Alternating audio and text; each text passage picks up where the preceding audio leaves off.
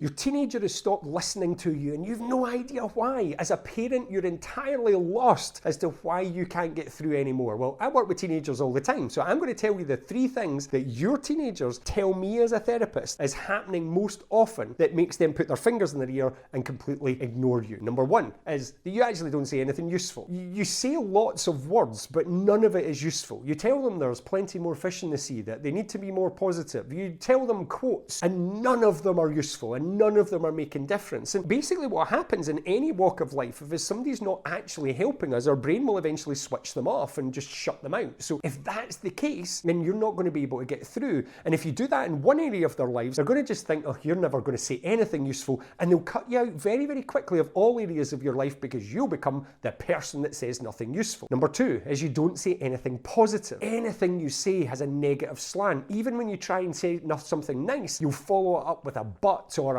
some sort of negative. You know, I love the fact that you studied tonight, but you should have done some more. And therefore, our minds are programmed to move away from anything that's painful. And if you become a pain, then eventually your teenager's mind is going to shut you out, move away from you, and they won't want to engage because they know that anytime they do, something negative is going to happen. And the final one, number 3, is that they know that you can't help. So they've got a problem or they've got something that they're talking about or something they're dealing with. They might be wrong, maybe you can help, but they've decided in their head that you can't. And that is the point when you need external help. For example, one of the most common places, especially as a therapist, is about mental health. They have been telling you that they've been struggling with their anxiety or their sadness or their anger for months. And all you keep on saying is, it's all right, babe, it'll pass. Every teenager goes through this. They don't give a shit that every teenager goes through this. They are feeling it right now.